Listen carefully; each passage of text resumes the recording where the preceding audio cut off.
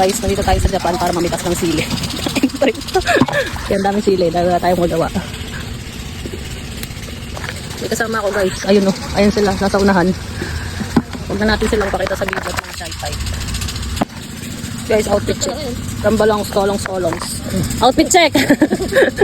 Located at Purok 6, San Rafael. Sa mga gusto magpagawa ng kolong-kolong, pagawa na kayo dito. Outfit check. Ang ina, hirap kumita ng pang-inom. Hirap maging OFW dito sa Japan, guys. Uy, putang ina, pati yung dahon napitas ko. Busog pa! Magkaisa! Busog pa pa! Busog pa! Napakain ko. Pa! Kamang pitas lang kayo sili. Tikman po. Guys, tikman po natin. Joke lang. Anak na huwete. Nakakulong pala puta ka di makon. Kulungan bakit? Nakakulong doon sa inuman. Nagbar daw sila. Nagwala yung kasama niya. Nagbar ng bagad. Kaya kulong sila. Pipit na kaya sila. Ano na? Atapang mo naman makulo. Ano Mailo? Mailo? Ano ba kapag mo ng pangalan? Mario. Mario. Paano mamitas ng sili ang tama? Ayun, mauubos ba ito? Dami guys.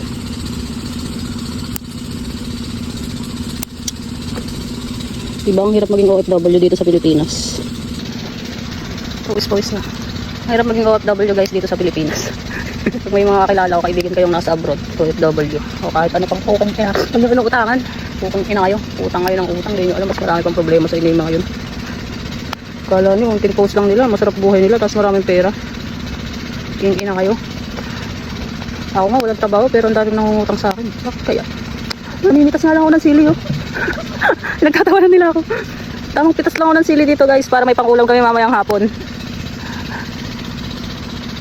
O kaya, pag wala, siguro itong sili na lang ulamin namin. Taste test! Taste test ang puta. Ayaw. Putang ina guys, huwag pinagsisisihan ko na to. Alawak pala, putang ina. Hanggang doon. Nasa init lang, mamaya maliligo kami doon.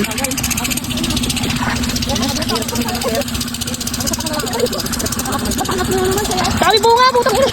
Okay na guys, yung napitas. Ano lang, hindi tatapos yan. Hindi ba tapos? Pinulahan yung pala ako. Guys, time check. It's 4 o'clock. Wow. Pero kadami pa ng sili. Hap hap! Mga di na kumikibaw eh. So guys, putang ina. Natapos din ang pamimitas. Oras na para ligo. Oh, init. Ako din eh.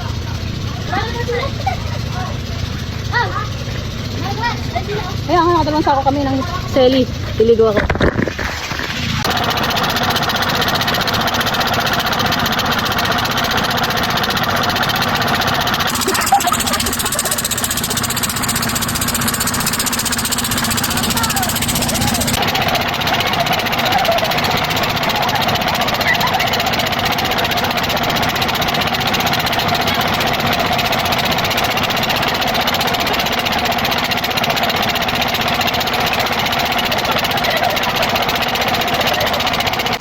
So guys,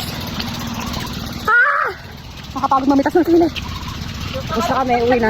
Uwian na ha? Oo, pag ganun-ganun nga lang, nakakapagod din pa. Uwian na, uwi na. Bye bye!